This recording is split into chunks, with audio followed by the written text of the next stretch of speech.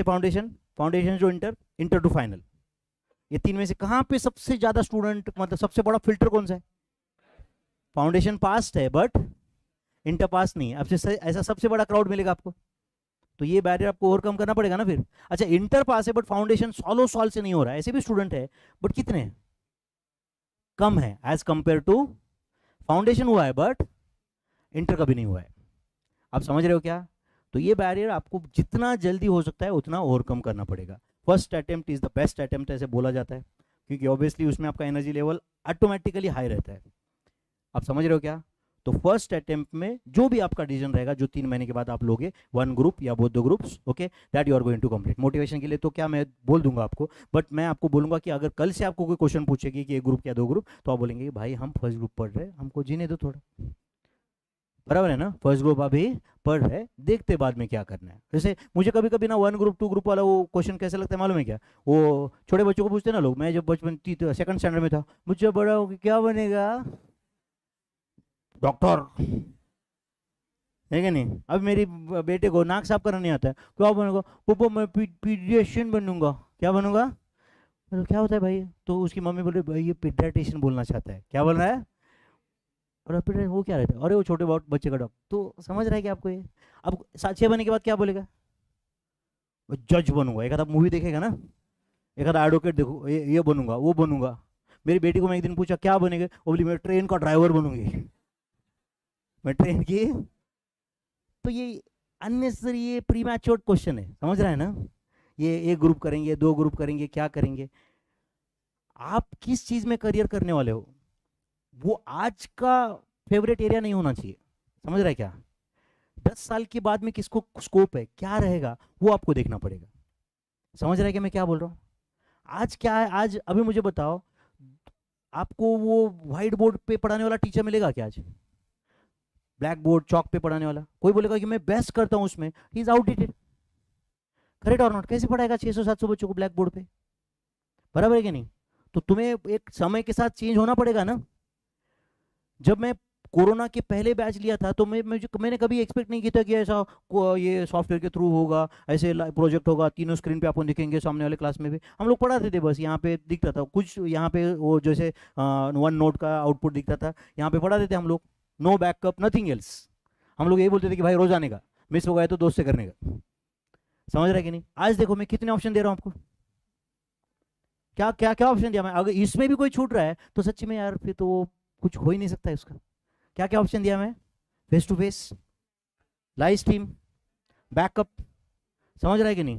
Google का backup with serial की भेजेंगे, जहां पे आप लेक्चर 1.5 टाइम्स देख सकते हो, 1.8 टाइम्स है मेरे ख्याल से। आप समझ रहे हो क्या? उससे ज्यादा मैं कुछ कर सकता हूँ क्या, बताओ? आप समझ रहे हो बच्चों? अच्छा, हैंड रिटन नोट्स हमारे वक्त नहीं कवर हुआ, नहीं आया, दोस्त का देखो, जेरोस करके देखो, ये करके देखो। आजकल तो ऐसे लोग व्हाट्सएप पे फोटो भेजते, टेलीग्राम पे भेज दिया, ये भेज दिया, कितना आसान हो गया काम। तो उसका फायदा लो बच्चों। आप समझ रहे हो क्या? उसका फायदा करके लो। मैं आपको आज टाइम वेस्ट नहीं करूंगा कि सोशल मीडिया से दूर रहो, ये रहो, वो रहो, बहुत कॉमन हो गया। कभी कभी अपन पढ़ाते पढ़ाते कभी मूड बन गया तो अपन उस पर भी देंगे लेक्चर, चलेगा ना? मोटिवेशनल लेक्चर्स वगैरह का क्या फ्रीक्वेंसी होना चाहिए? चाहिए किसी को मोटिवेशनल लेक्चर? टीचर अभी देखो, ये सुबह आपको जो टैक्स पढ़ा है Shiva Teja sir, he was my student, okay, 2008 में। ओके, मैं हैदराबाद में पढ़ाता था, तब मतलब यहाँ से विजिटिंग में हैदराबाद में जाता था। He was my student in some 2008 या 9 में समथिंग, ओके। तो शिवा मुझे बता रहा था कि सर जब अपना बैच कंप्लीट हुआ, मैं 25 डेज में सीए फाइनल का क्यूटी पढ़ाया था उस वक्त, क्यूटी बोल के एक सब पेपर था उस वक्त, ओके। तो बोला था कि सर बैच कंप्लीट हुआ, एंड जिस लास्ट डे तक हमें ये भी तक मालूम नहीं था कि आप मैरिड है अनमैरिड है, आपका क्या एग्जैक्टली है, ये तक मतलब इट वाज दैट लेवल। अभी आज बच्चों को इतना इंटरेस्ट है कि नहीं? सर आपकी लव स्टोरी बनाओ, सॉरी बनाओ नहीं, बताओ, ओके, आपकी लव स्टोरी बताओ। एंड क्या हो जाता है, वो जब भी कोई ऐसा एक स्टूडेंट टीचर ऐसे 600-700 बच्चे है उसके बैच में, ये लेवल तक पहुंच जाता है, वो क्या करता है, वो यहाँ पे है अभी, यहाँ से उसने स्टार्ट किया था, वो क्या करता है, जहां से स्टार्ट किया था वो लेके जाता है इधर। समझता है क्या? ताकि जर्नी इतना बड़ा दिखे ना। समझ रहा है क्या? फिर वो बोलता है कि मुझे खाने पीने को कुछ नहीं था, मैं वहां से स्टार्ट किया। लास्ट बैच में स्टूडेंट तंग किए, कुछ तो मोटिवेशनल स्टोरी बताओ आपकी लाइफ। मैं क्या मोटिवेशन बताओ भाई, मैं बचपन से खाना पीना मिलता था हमको। है कि नहीं? कभी मम्मी ने नहीं बोला कि बेटा तुझे खाना नहीं मिलेगा।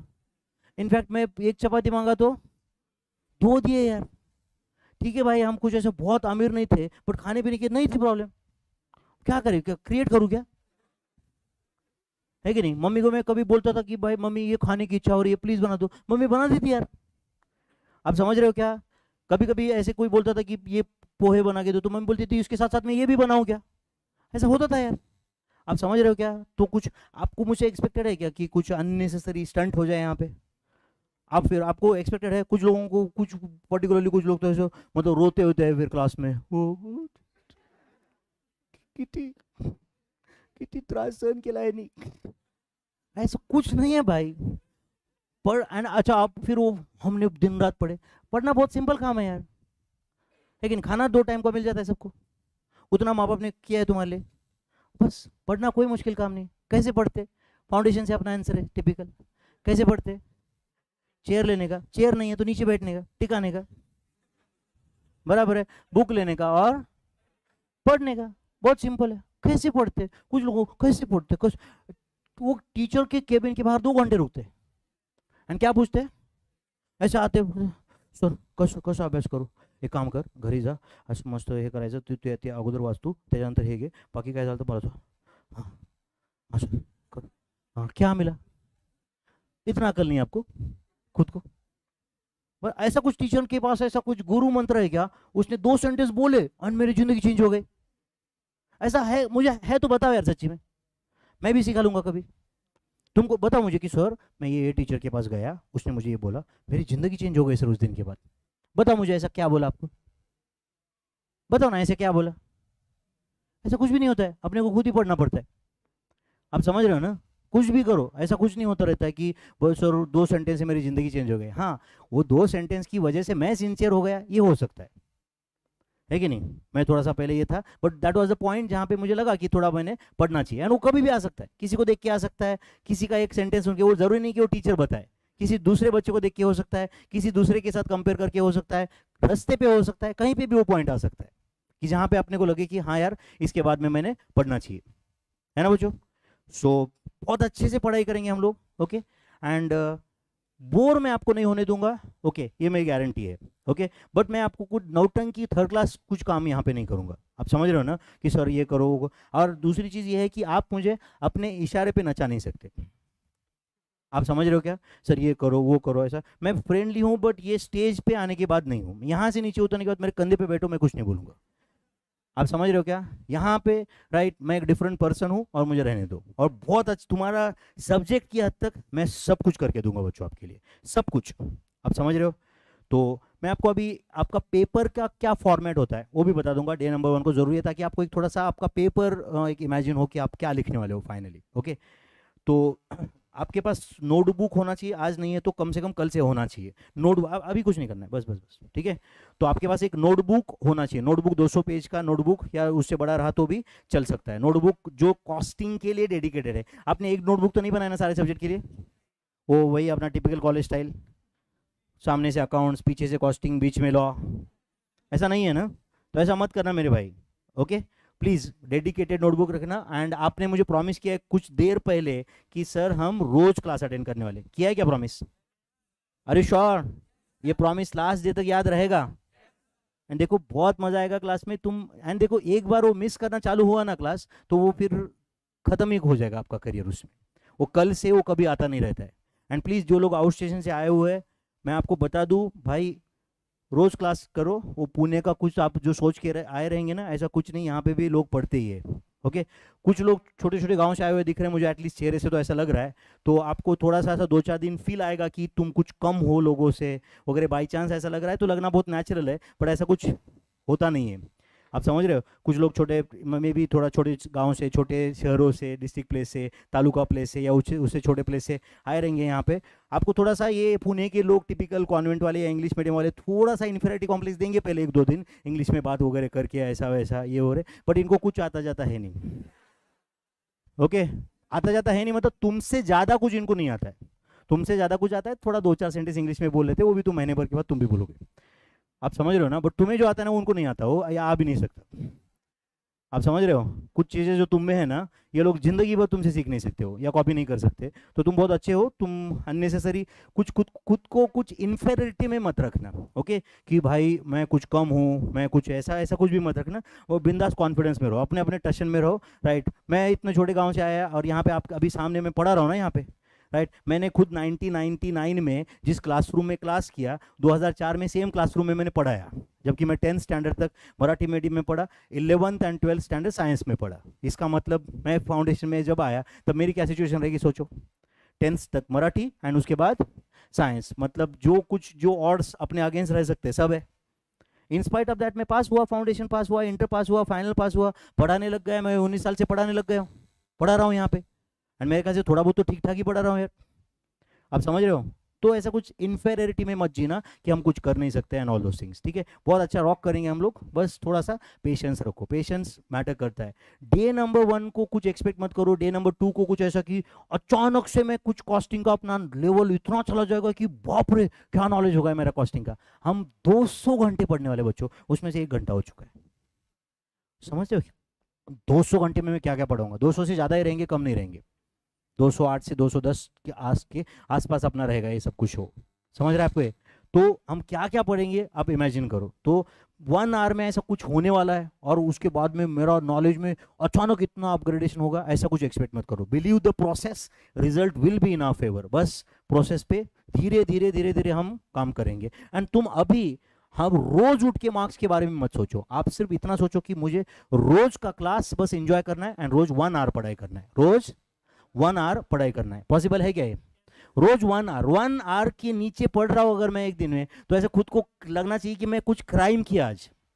हो सकता है क्या ये? पॉसिबल है क्या? अगर 1 आवर के नीचे पढ़ाई होती है तो आपको खुद को लगना चाहिए कि मैं कुछ क्राइम करके सो रहा हूं भाई आज। ओके, 1 आवर बच्चों, सारे क्लासेस एंड 1 आवर, प्रॉमिस कर रहे हो? सारे क्लासेस एंड 1 आवर पढ़ाई। 1 आवर पढ़ाई मतलब जी उतना तो अकाउंट्स का अगर होम एक्सरसाइज किया 1 आवर हो जाता है उसमें। मैं उसमें इंक्लूडिंग बोल रहा हूं, मैं वो होम एक्सरसाइज छोड़ के 1 आवर नहीं। समझा कि मैं क्या बोल रहा हूँ?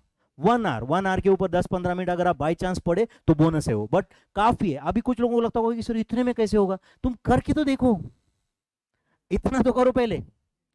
समझ रहे कि नहीं? कुछ कुछ लोग डे 1 को आते, सर कॉस्टिंग के लिए मॉड्यूल से पढ़ना चाहिए क्या सर आरटीपी एमटीपी ये कवर करोगे क्या सर?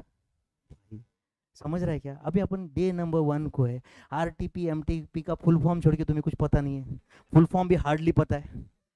बराबर है कि नहीं? एंड उस स्टूडेंट को फाउंडेशन में कितने मार्क्स रहते हैं? 201। कितने मार्क्स रहते हैं? 201। उसको बड़ी करियर की चिंता रहती है, क्योंकि उसके लिए तो डायरेक्ट वो बॉर्डर पे ही है ना, कभी भी गोली लग सकती है। बराबर है कि नहीं? तो देखो, पढ़ाई करना है अपने को, क्या करना है? या पढ़ाई की नौटंकी करना है? पढ़ाई की नौटंकी समझते हो ना आप? पढ़ाई की नौटंकी मतलब कैसी होती है? अच्छा, जैसे अभी कॉमर्स हम लोग सीए करने वाले बच्चे हैं, तो हम लोग बाहर अपना क्या इंप्रेशन रखे सोसाइटी में? क्या रखे हमने? ये कोर्स का हमने क्या मतलब इंप्रेशन रखा है हमने सोसाइटी में?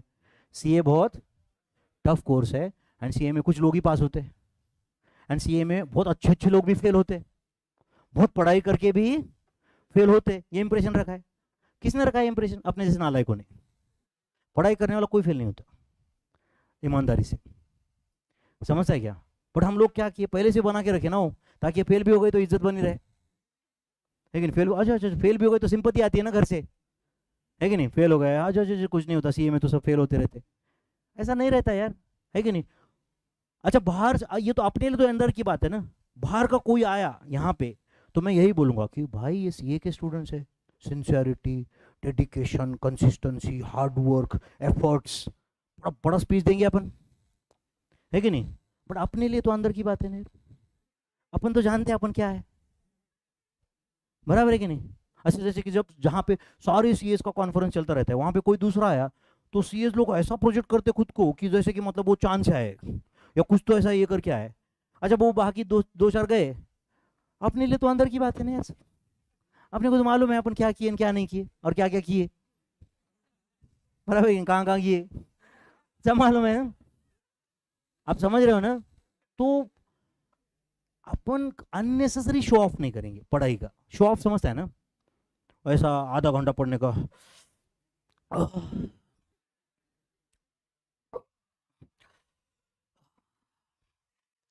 पढ़ा कितना भाई तूने? 30 मिनट, उसमें भी 20 मिनट मोबाइल देखे बीच में। अन्य से शो ऑफ नहीं करने का, वो रहता ना कुछ कुछ वो। भाई सोशल मीडिया के 2-4 सेंटेंस बोलूंगा तो मैं आपको, आपने भी सुन देखे रहेंगे ऐसे लोग लिंक्डइन पे वगैरह पोस्ट डालते हैं ऐसे, ऐसा बुक का थप्पी लगाते हैं ऐसे। एक आध छोटी लड़की रहती है तो सीए फाइनल जो पास हो गए, यहाँ तक बुक्स आते हैं ऐसे, एंड वो लड़की इतनी 30 किलो की है कि नहीं, एंड वो लड़की बोलती है ऐसे, बराबर कि नहीं, चार्टर्ड अकाउंटेंट है कि नहीं। किसी ने तो स्टेटस डाला था, मैंने आपको फाउंडेशन में बोला था शायद कि क्या, 9 months pain only 2 people can understand, one is an intermediate student and another is pregnant woman. 9 months pain, 9 months का पेन है नहीं, ओनली 2 people कैन अंडरस्टैंड। ऐसा कौन सा तीर मार रहे भाई, रोज क्लास करना है, 1 hour पढ़ाई करना है कि नहीं, इतना बड़ी बात है क्या? रोज का क्लास करना, 1 hour पढ़ाई करना, इतनी बड़ी बात है क्या? एंड पुणे के ऑलमोस्ट यहाँ पे क्लास में कहीं कुछ भी करो यार, ऐसा बोर तो कभी कहीं नहीं होता यहाँ पे, है कि नहीं, उतना तो रहता ही है। आप समझ रहे हो क्या? तो पढ़ाई का अननेसेसरी नौटंकी नहीं करेंगे हम लोग, एक्चुअल में पढ़ेंगे। आप समझ रहे हो? अननेसेसरी वो सोशल मीडिया पे अपलोड करना है अपने को, ये किए वो किए, वो नहीं करेंगे हम लोग, ठीक है। एक आध दिन कहीं फाउंडेशन चल रहा है अभी, तो मेरे ख्याल से जो कोरोना वोरोना का सब सीन बंद हो गए, तो अभी डेफिनेटली वो थोड़ा सा ट्रिप वगैरह ये सब स्ट्रीमलाइन हो जाएगा। अभी रिसोर्ट वोसॉर्ट भी अभी आ गए लाइन पे, तो ट्रिप वगैरह रहेगा, एक आधा ये कुछ करेंगे, थोड़ा बहुत इन्जॉयमेंट रहेगा ये बैच के during, but mainly it is going to be education. Okay, mainly it is going to be for education purpose my friends, ठीक है। तो मैं आपको पेपर का क्या फॉर्मेट होता है वो आपको बताऊंगा। नोटबुक कैसे मेंटेन करना है वैसे तो आपको अकाउंट्स के टीचर ने वगैरह बताया रहेगा, वो पेज नंबर वगैरह कैसे लिखते हैं एंड ऑल, वो तो आपको फाउंडेशन से भी फिर भी बता दूंगा as a formality day number 1। Okay, and chapters कितने हैं कॉस्टिंग में वो भी बता दूंगा। एंड फर्स्ट चैप्टर हम, उसके बाद टाइम बचेगा कुछ 15-20 मिनट, तो हम 15-20 मिनट आधा घंटा कुछ बचेगा उसके बाद में, तो उसके बाद में मैं आपको फर्स्ट चैप्टर स्टार्ट कर दूंगा आज। Okay, total 15 chapters are there in cost and management accounting. Okay, तो ये जो अपना कॉस्ट एंड मैनेजमेंट अकाउंटिंग का पेपर है, ओके, ये कितने, cost and management accounting obviously it's 100 marks paper, but इसमें क्या फॉर्मेट रहता है वो मैं आपको सबसे पहले बताऊंगा। ओके, तो क्या पेपर का नाम है?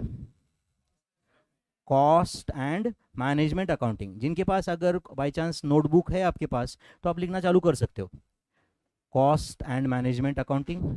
ओके, जिनके पास आज नोटबुक नहीं है कोई बात नहीं, आपको कुछ बहुत ज़्यादा कॉपी पेस्ट नहीं करना होगा, कल से भी स्टार्ट कर सकते हो। आज जो भी मैंने कुछ आधा पेज लिखा है वो आप नोटबुक में तैयार रखना, चलेगा क्या? कल आने के पहले उतना तो कॉपी कर सकते हो आप, ठीक है। अच्छा, इसमें ना बच्चों क्वेश्चन नंबर 1 जो होता है, क्वेश्चन नंबर 1 पेपर का फॉर्मेट बता रहा हूँ मैं अभी, क्या बता रहा हूँ आपको? पेपर फॉर्मेट, ध्यान है सबका? यस सर, नो सर बोलो। अच्छा, ये बैच पार्टिसिपेटिव रहेगा या सुस्त रहेगा? अरे श्योर पार्टिसिपेटिव रहेगा, बहुत मजा आएगा यहाँ पे। देखो मिस्टेक से मुझे कोई प्रॉब्लम नहीं, आंसर नहीं देने से प्रॉब्लम है, समझ रहा है क्या? B participative. एंड आप कुछ चीज़ें नहीं जानते हो इसलिए यहाँ पे सामने बैठे हो, आपको आना एक्सपेक्टेड नहीं मुझे हर जगह पे। एंड अगर आपको सब कुछ आता है तो आप यहाँ पे क्यों आते? आपके पास पैसे थोड़ी ज़्यादा हो गए, या आप कुछ चैरिटी वैरिटी करने आए क्या? आपको ऐसा लगा नहीं ना, अरे यार ये सुशील भंडारी, विनोद रेड्डी, गरीब लोग लग रहे यार, कैसे खाएंगे पिएंगे ये लोग यार, अपन कुछ तो देना चाहिए ना यार उनको, अपना भी कुछ सोशल रिस्पॉन्सिबिलिटी है ना, ये बोल के तो नहीं कर रहे हैं ना। अब मेरा पेट देखे तो आपको लगा ही होगा कि भाई ऐसा कुछ है कि नहीं, मरेगा नहीं इंसान, लगा ना आपको इतना? क्या देख के लगा ऐसे? मुझे लगा, देख के लगा क्या ऐसे कुछ, ऐसे कांच नीचे करके अपन 100 रुपये दे देते, ऐसा नहीं लगा ना? तो ठीक है, आप पढ़ाई के लिए यहाँ पे आए हो, कोई चैरिटी करने के लिए नहीं है। ओके, एंड आपका हर लेक्चर मैटर करता है, हर लेक्चर। आप समझ रहे हो क्या? मुझे बताओ, करीबन आपने 15,000 प्लस जीएसटी फीस पे किया फॉर 100 लेक्चर्स, तो इट्स अराउंड 200 रुपीज़ या 175 रुपीज़ पर लेक्चर, 175 पर लेक्चर। आपने कभी 175 रुपये टिकट निकाल के वो मूवी नहीं देखा, ऐसे हुआ है क्या? हुआ है क्या? एक आधा रेयर सिनारियो में हुआ रहेगा कि भाई एक्सीडेंट हो गया, पैर टूट गया, जा नहीं पाया। नॉर्मल सर्कमस्टांसेस में हुआ है क्या ये? कि आपने 175 रुपीज़ पर टिकट देके कोई टिकट बुक किया है एंड आप गए नहीं, तो आप क्लास को नहीं आने का तो मीनिंग तो मोरलेस वही है ना। चलो 2 मिनट के लिए मान लो कि 175 कोई बहुत बड़ी बात नहीं, बहुत सुपर बड़ी बात भी नहीं है, पर उस दिन जो मिस हो गया वो तो कवर करने को टाइम लगेगा ना। एंड कुछ कुछ लोग तो इतने महान नालायक रहते हैं, वो पहले दिन आके पूछते हैं कि सर कल कुछ इंपॉर्टेंट पढ़ाने वाले हो क्या? कल कुछ इंपॉर्टेंट पढ़, मतलब कल इंपॉर्टेंट नहीं पढ़ाएंगे तो यहाँ पे 700 लोग आएंगे, मैं आऊँगा, इतना तामझाम करेंगे एंड अपन क्या गोटे खेलेंगे?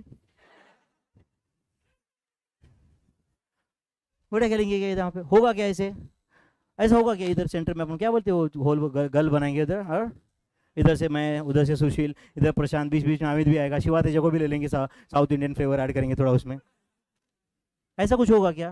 रोज इंपॉर्टेंट ही होता है भाई, रोज कुछ ना कुछ तो हम थोड़ा बहुत आगे बढ़ते ही है ना सिलेबस में। एंड हम लोग, मैं ये एज्यूम, मैं, अगर आप फाउंडेशन से जानते हो कि मैं ये एज्यूम कर रहा हूँ कि स्टूडेंट इसके बारे में इसके पहले कुछ भी नहीं जानता, मैं वहाँ से स्टार्ट करता हूँ।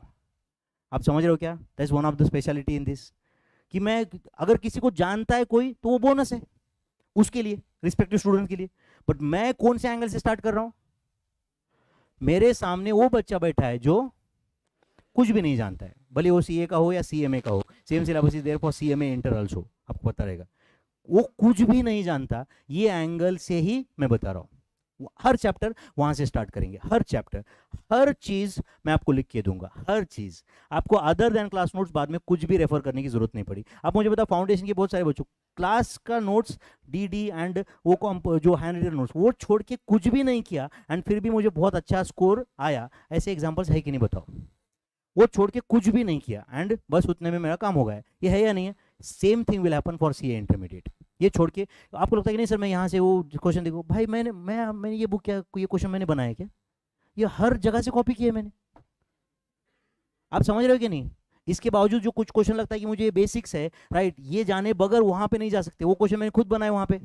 जैसे मैं क्लास में मैथ्स में क्वेश्चन तो खुद ही बनाता था ना, तो जहां पे मुझे लगता है कि ये बेसिक्स के लिए ये होना जरूरी है, तो मैं यहाँ पे भी वो करूंगा। आप समझ रहे हो क्या? जब तक तुम्हारा एक, मुझे मेरे नजर, मुझे जब तक तुम्हारा चेहरा देख के एक सेटिस्फेक्शन ना हो कि हाँ भाई इनको समझा है, तब तक हम आगे नहीं बढ़ेंगे। Time is not a constant my friends, okay. अपने पास 210 घंटे जो है उसमें इट इज सफिशिएंट, एंड ये कोई हमारा काम पहली बार नहीं कर रहा हूँ मैं, ओके, सालों साल से यही करते आ रहे। बट आपका पार्टिसिपेशन चाहिए, आपका पेशेंस चाहिए, आपका ट्रस्ट चाहिए कि हाँ भाई मेरा काम हो जाएगा। अगर आपका हमेशा ही लगता है कि नहीं नहीं नहीं नहीं भाई, हम, it is not teacher versus student, it is teacher with the students for your result, destination तुम्हारा रिजल्ट है। कुछ कुछ लोग क्या करते हैं, टीचर को अपना दुश्मन या कुछ तो विलन मत, क्यों भाई? मुझे बता, तुम में से हार्डली कुछ लोगों का मैं नाम जानता हूं, तुम्हारा तुम्हारा अच्छा ही चाहता हूं ना मैं, या तो अच्छा चाहता हूं या तो कुछ चाहता ही नहीं।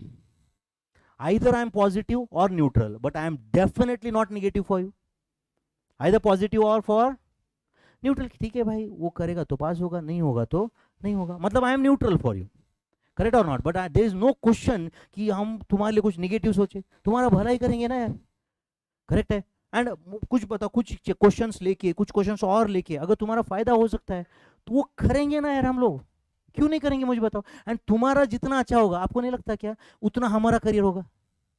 क्या लगता है आपको, बताओ? तुम्हारी 2 मिनट के लिए छोड़ दो, मुझे मेरी करियर की चिंता रहेगी ना, करेक्ट और नॉट? जितना तुम्हारा बेटर होगा, राइट, उसका अगला स्टेप क्या है, उतना ही वो टीचर का भी अच्छा होगा ना, financially, money wise, respect wise, correct और नॉट? तुम्हारे लिए हम लोग कुछ, मैं कुछ कर सकता हूं, ये चीजें मैं 4 प्रॉब्लम एडिशनल सॉल्व करके ले सकता हूं, ये कर सकता हूं, फिर भी मुझे नहीं करना है, ऐसा कभी नहीं होगा। आप समझ रहे हो क्या? थोड़ा मैं 5-10 मिनट का भी लेट छोड़ूंगा, बट वो करके ही छोड़ूंगा। आप समझ रहे हो क्या? एंड मैं जानता हूँ कि टाइम एंड उसका क्या इक्वेशंस रहता है, कौन से टाइम का कितना इंपॉर्टेंस है, ये मैं जानता हूँ। आप समझ रहे हो क्या? एंड ये टाइम अपने लिए बहुत परफेक्ट टाइम है, ये इवनिंग टाइम 4:45 to 7, 5-10 मिनट इधर उधर चल सकता है, कभी कोई प्रॉब्लम जल्दी हो गया तो जल्दी भी छूट जाएंगे हम लोग, बट आपका 100% पार्टिसिपेशन चाहिए with full energy in this time. And मेरे ख्याल से ये सबसे एक एनर्जेटिक टाइम है, भले आपको लगता नहीं सो लास्ट लेक्चर है, बट मेरे ख्याल से इवनिंग टाइम है, यहाँ पे नींद आने का सवाल नहीं है, लंच के बाद में इमीडिएटली थोड़ा नींद आने का थोड़ा बहुत चांस रहता है, सुबह थोड़ा सुस्त रह सकते हैं, पॉसिबल है या नहीं? बट मुझे लगता है कि वो 11:30 से 1:30 वाला स्लॉट और ये वाला स्लॉट सबसे अच्छा है। 11:30 से 1:30 में थोड़ा बहुत वो भी कंस्टेंट रहता है, भूख लगी है, बट अभी तो मेरे ख्याल से वो भी नहीं है ना? ये टाइम मेरे ख्याल से सबसे बेस्ट स्लॉट है, 4:45 to 7। सो हम बहुत इंजॉय करेंगे इसमें, एंड साथ साथ में इंजॉयमेंट के साथ साथ में अपना कॉस्ट, एक दिन आपको दिखेगा कि ये 15 चैप्टर्स हमने बहुत अच्छे से कंप्लीट किए। ठीक है बच्चों? तो क्वेश्चन नंबर 1 जो होता है, it's a compulsory question, it's a compulsory question for 20 marks. कितने मार्क्स? अब आपको लगेगा कि सर ये 20 मार्क्स का एक ही क्वेश्चन होता है क्या? तो ऐसा नहीं है, इट कैन बी 10 + 10 और इट कैन बी 5 + 5 + 5 + 5 और इट कैन बी 10 + 5 + 5। समझ रहे क्या बच्चों? और इट कैन बी 12 + 4 + 4, कुछ भी हो सकता है, वो इंस्टीट्यूट अपने हिसाब से चेंज करते। समझ रहा है कि मैं क्या बोल रहा हूँ? तो ये 20 मार्क का पहला क्वेश्चन होता है, कभी कभी 10-10 मार्क के 2 क्वेश्चन होते हैं, मोस्ट ऑफ द टाइम्स 5 + 5 + 5 + 5 होता है। समझ रहा है क्या? मोस्ट ऑफ द टाइम्स ये कंपलसरी क्वेश्चन है, आप समझ रहे हो? फिर question number 2, question 3, question 4, question 5 and question 6, कितने क्वेश्चन हो गए? ये 5। ये भी सब 20 मार्क के क्वेश्चन है। कितने हैं? 20 मार्क के। एंड यहाँ पे होता है solve any 4 out of 5, solve any, बोलो, 4 आउट ऑफ 5। समझ रहा है क्या? अच्छा, क्वेश्चन नंबर 2 मतलब एक ही क्वेश्चन रहता है क्या 20 मार्क का? एक ही रहता है क्या 20 मार्क का? मतलब ये 20 मार्क्स के 5 क्वेश्चन है, समझ रहे हैं ना बच्चों? तो ये 100 मार्क्स हो गए और ऊपर के 20, टोटल 120 मार्क का पेपर है ना, मतलब अपना। समझ रहा है कि मैं क्या बोल रहा हूँ? ये 100 मार्क्स ऊपर के 20, 120 मार्क का टोटल पेपर है अपना। उसमें भी कभी कभी ऐसा रहता है कि वो क्वेश्चन नंबर 6 जो 20 मार्क का क्वेश्चन है, उसमें वो 6 के अंदर सॉल्व 4 आउट ऑफ 5 होता है। समझ रहा है क्या? मतलब तो कभी कभी 120 के ऊपर भी जाता है क्वेश्चन पेपर। फिर नहीं समझा आपको मैं क्या बोल रहा हूँ? वो जो 20 मार्क का क्वेश्चन है ना, उसके अंदर कभी कभी रहता है कि सॉल्व 4 आउट ऑफ 5। समझ रहे हैं? उसके अंदर तो एक्चुअली तो 25 मार्क है ना, बट आपको सॉल्व करना है 20 ही। समझ रहा है? बट आपको ये 5 क्वेश्चन में से कोई भी 4 सॉल्व करना है, मतलब ये 80 और ऊपर का कंपलसरी एक क्वेश्चन। आज तक के जो एग्जाम्स हुए उसमें 95% ऑफ द टाइम्स ये क्वेश्चन नंबर 6 जो होता है वो थियरी क्वेश्चन होता है। क्वेश्चन नंबर 6 क्या होता है? Theory question. कॉस्टिंग में थियरी भी है। Right down the types of cost centres, 5 mark theory question हुआ नहीं? Are you getting this? Explain importance of cost and management accounting, theory question हुआ। Right on the difference between process costing and job costing, theory question हुआ ये। तो theory question रहते हैं 5-5 mark के 4 रह सकते हैं, या 4-4 मार्क के 5 रह सकते हैं। आप समझ रहे हो क्या? But most of the times ये थियरी क्वेश्चन होता है। ऐसा कोई रूल नहीं है, लेकिन इंस्टीट्यूट ने कभी कहीं रूल दिया ही नहीं है कोई। अच्छा, चैप्टर वाइज वेटेज भी नहीं है, पता है क्या आपको? ये चैप्टर 10 मार्क का, ये चैप्टर 15 मार्क का, ऐसा कुछ भी नहीं है। आप समझ रहे हो क्या? कोई भी चैप्टर का कितने भी मार्क्स के लिए आ सकता है, but most of the times वो सारे चैप्टर कवर कर लेते हैं, एक आधा क्वेश्चन तो आता ही है। राइट? इसमें से क्या इंपॉर्टेंट है क्या है अभी हम डिस्कस नहीं करेंगे, जब वो हम एक्चुअल में इस प्रोसेस के थ्रू जाएंगे तब हम बात करेंगे एक के बाद एक। चलेगा बच्चों?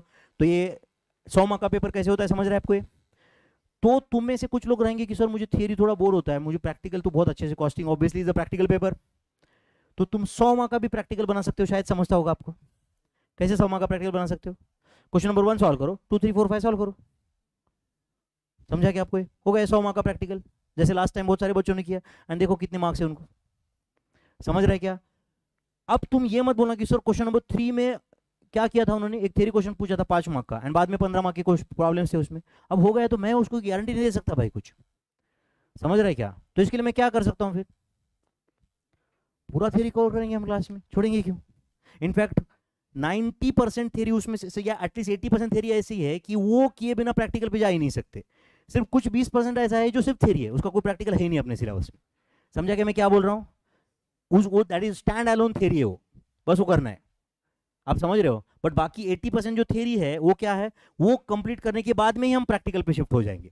आप समझ रहे हो? उसके बिना प्रैक्टिकल पे आ ही नहीं सकते। ओके, वैसा ही थियरी है। तो इस क्लास में हम लोग सिर्फ प्रैक्टिकल पार्ट कवर करेंगे, थियरी करेंगे, या दोनों?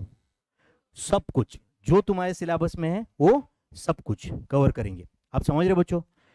कुछ लोग वो, मैं आपको हाथ जोड़ के रिक्वेस्ट कर रहा हूं कि वो पहले ही चैप्टर से आईसीआई स्टडी मटेरियल जाके देखेंगे। पहला चैप्टर आईसीआई के हिसाब से introduction to cost and management accounting, 70-80% useless theory लिख के रखा है उन्होंने, जो कभी एग्जाम में नहीं पूछा आज तक हिस्ट्री में।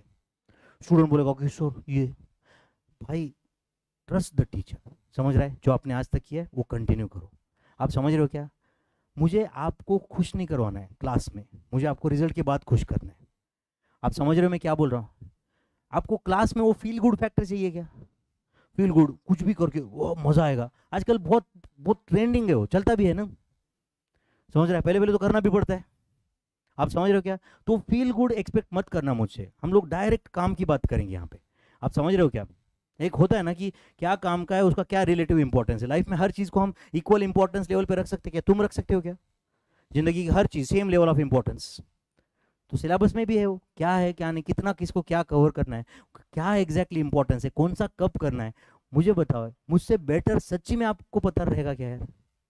एंड अगर सच्ची में कोई चीज तुम्हारे लिए फायदेमंद है तो मैं वो छोड़ूंगा क्यों, मुझे ये बताओ, उसका लॉजिक क्या रहेगा, मैं छोड़ूंगा क्यों?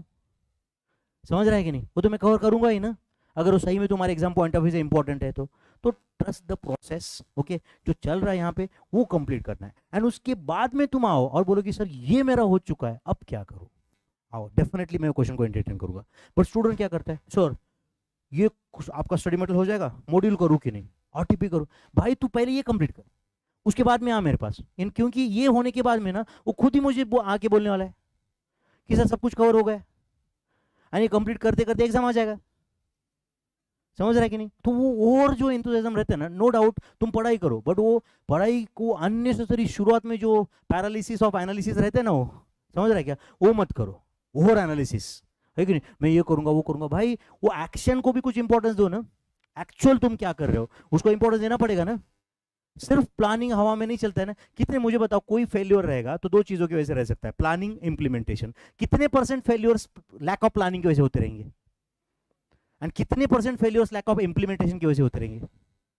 बताओ मुझे, तुम्हारी जिंदगी में कितने, अगर समझो कोई कोई पर्टिकुलर चीज तुम जैसे तुम चाहते वैसे नहीं हुए, तो किसकी वजह से, प्लानिंग या execution?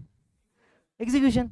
Most of the times execution होता नहीं है, करेक्ट और नॉट? सोचते तो क्या क्या है, प्लानिंग तो क्या क्या करते हैं, तो एग्जीक्यूशन लेवल पे आना पड़ेगा ना अपने को, तो ही कुछ बात बनेगी, है या नहीं है? राइट। मैं आपको कंटिन्यूसली मोटिवेटेड रखूंगा, कोशिश जरूर करूंगा। आप एक्सपेक्ट मत करना कि कोई मुझे मोटिवेट करे, क्यों, क्या होता है, मैं मोटिवेशनल लेक्चर अटेंड करने जा रहा हूँ, इस चीज से ही मुझे नफरत है। मतलब मैं वहां पे जा रहा हूँ, जाते वक्त ही मुझे मालूम है कि मुझे मोटिवेट होना है। ये क्या है वो यार? मोटिवेशन कभी भी आ सकता है, किसी का एक सेंटेंस सुन के, कुछ देख के, कुछ सिचुएशन, वो मैं समझ सकता हूँ। मैं मुझे मुझे मोटिवेट करो, तो मुझे मोटिवेट करूंगा तो सामने वाला क्या करेगा, अरे दोस्तों आप ये कर सकते हो, यस यस, आप भी बोलोगे, बाहर जाएगा उस, है कि नहीं?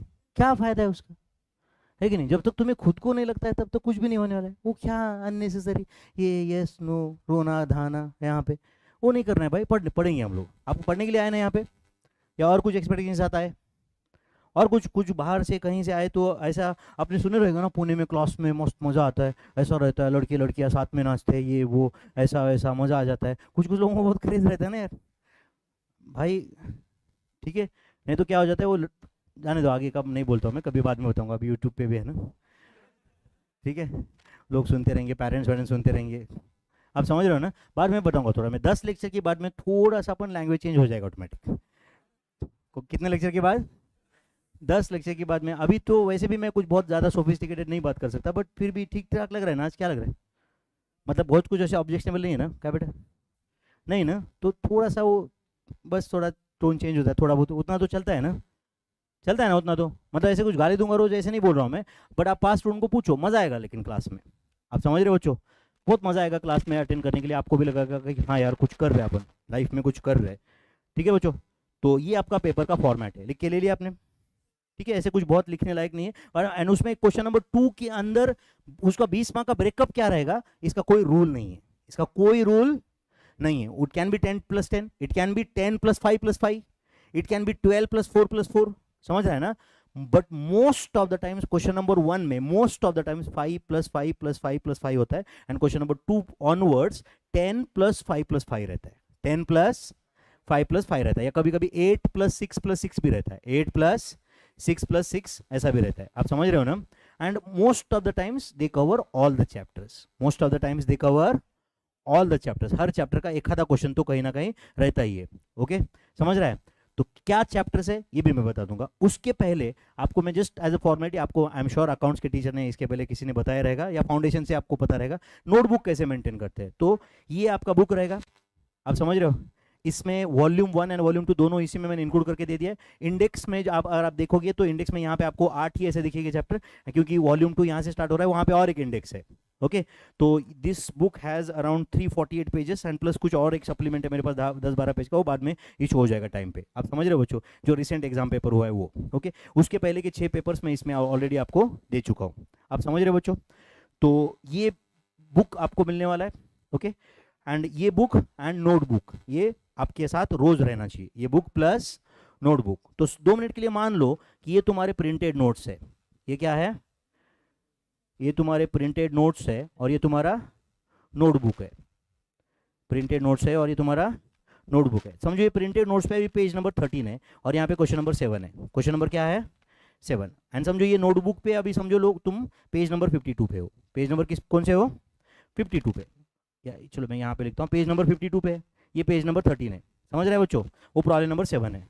तो पहले दिन से मतलब जब भी अभी चालू होगा अपना ये सब कुछ, आदत लगाओ कि तुम प्रॉपर तरीके से नोटबुक मेंटेन कर रहे हो। तो अभी समझो मैंने एक दिन समझो क्वेश्चन रैंडम, जैसे यहाँ पे समझो चैप्टर है मटेरियल्स, उसमें समझो यहाँ पे 35 क्वेश्चन है, तो मैं 1 2 3 4 35 तक लूंगा ऐसे कोई जरूरी नहीं, मैं हो सकता है कि क्वेश्चन नंबर 17 लूंगा, क्वेश्चन नंबर 1 लूंगा, क्वेश्चन नंबर 32 लूंगा, समझ रहा है क्या, डिपेंड्स, वो रैंडमली भी हो सकता है। Is that clear my friends, concept wise रहेगा ना वो, तो ये कंसेप्ट के क्वेश्चन, ये कंसेप्ट के क्वेश्चन, तो जरूरी नहीं कि वो सेम इसमें आएंगे, कुछ मिक्स क्वेश्चन रहते हैं, 2 कंसेप्ट मिक्स के कंसेप्ट रहे, कुछ क्वेश्चन रह सकते हैं। तो समझो मैंने एक दिन बोल दिया चलो बच्चों क्वेश्चन नंबर 7 पढ़ना है पेज नंबर 13 पे, तो आप पेज नंबर 13 कहाँ का ओपन करोगे, प्रिंटेड नोट्स का, समझ रहे हैं क्या, और वहां पे आप जाके ऐसे बाजू में लिखोगे 52, क्या लिखोगे 52, ये क्या है 52, मतलब नोटबुक में कौन से पेज पे उसका सॉल्यूशन है, समझा या नहीं।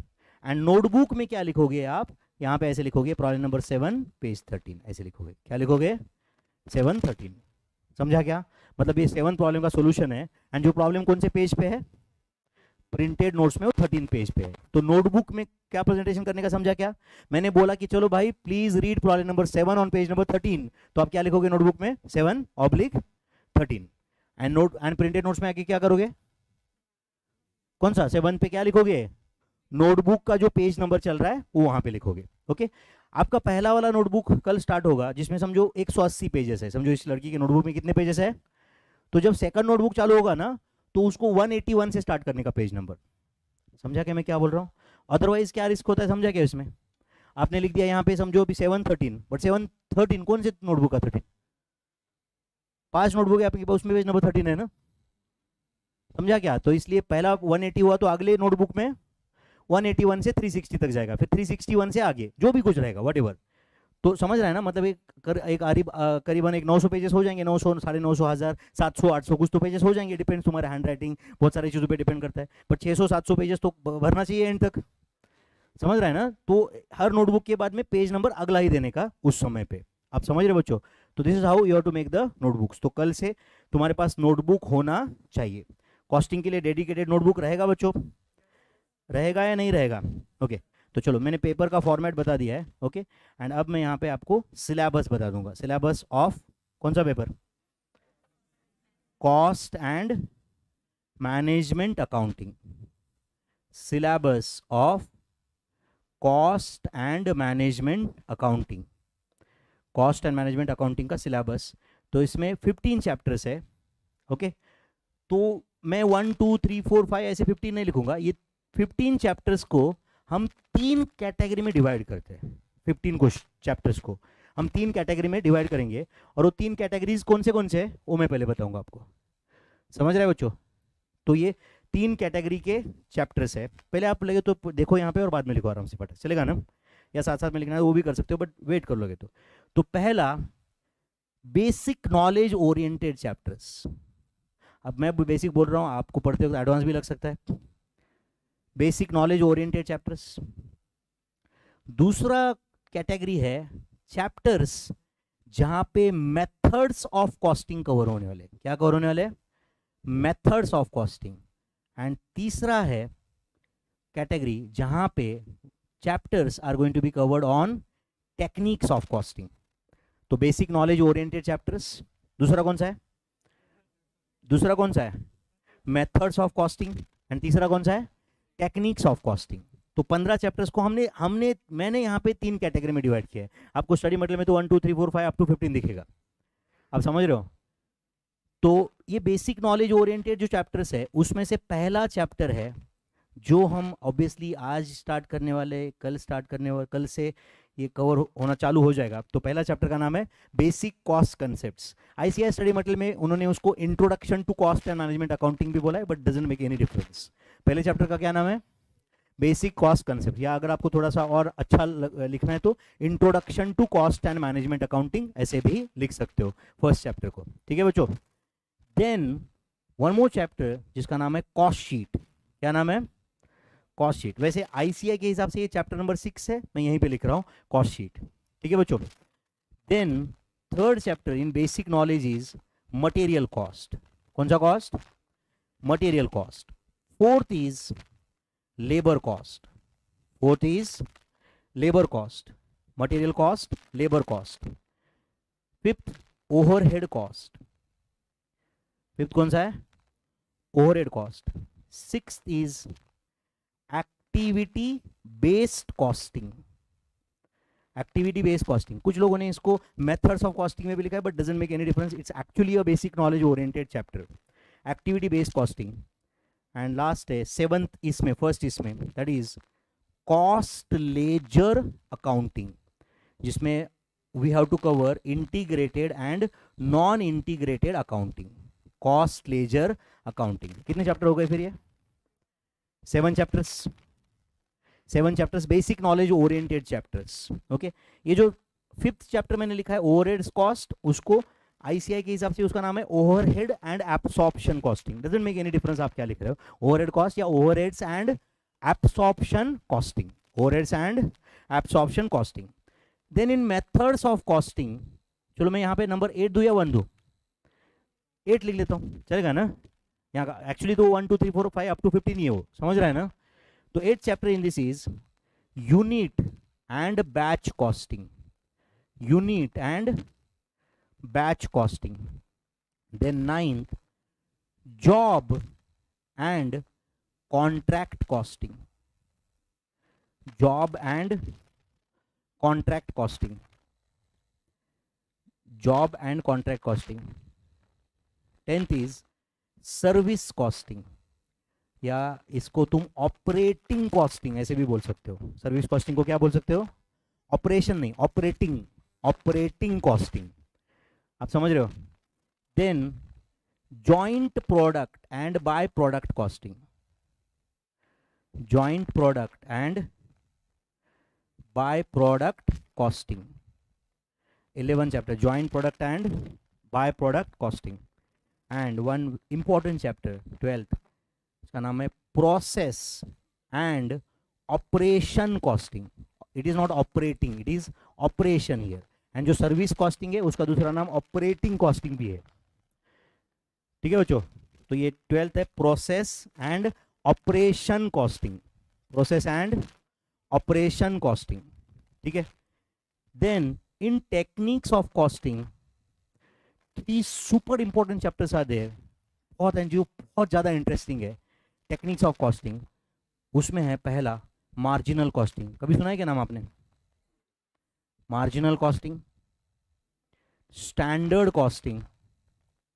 You love this chapters like anything अगर क्लास को आओगे तो। 15th budgets and budgetary control. ये जो लास्ट के 3 चैप्टर्स है, ऑलमोस्ट यहाँ से थोड़ा सीए फाइनल कॉस्टिंग का इंट्रोडक्शन स्टार्ट हो जाता है। बट अभी तुम मे भी ऐसा हो सकता है, देयर इज अ चांस कि तुम जब फाइनल में रहोगे तो new syllabus will become applicable, and हो सकता है कि आपके लिए कॉस्टिंग ये आपके सिलेबस में ही नहीं रहेगा एट सीए फाइनल, या हो सकता है कि it can come in some other form, whatever वो जो मल्टी डिसिप्लिनरी बोल के उसमें है वो, ठीक है बच्चों? एनीवे अभी हम सीए फाइनल की बात नहीं करेंगे अननेसेसरी, समझ रहा है? कुछ कुछ मैं वो भी बताना भूल गया, कुछ कुछ लोगों का वो भी रहता है कि सर सीए के बाद क्या करियर ऑप्शंस है, एसीसीए ज़्यादा बेटर है या सीपीए बेटर है सर, सीएफए करना चाहिए क्या सर? अभी अपन क्या कर रहे हैं? सीए इंटर, बस वो करो, समझ रहा है ना? अननेसेसरी वो बहुत आगे की बातें मत किया करो। कुछ कुछ लोगों को तो बाप रे मतलब, एंड प्रॉब्लम क्या है मालूम है क्या? उसको आंसर दिया तो हमें खुद को ऐसा लगता है कि भाई क्यों इसको एंटरटेन कर रहे हैं, एंड आंसर नहीं दिया तो क्या सोचता है, मैंने क्वेश्चन पूछा आंसर भी नहीं दिया है। समझता है कि आपको ये? तो इरिलेवेंट क्वेश्चंस मत पूछा करो। अभी हम एक पर्टिकुलर टास्क पे काम कर रहे हैं, उतना ही करना पड़ता है ना। अभी अपन सेकंड ओवर पे है, 20वां ओवर कौन डालेगा भाई? 20वें ओवर तक क्या सिचुएशन रहेगी पता है कि ना अपने को?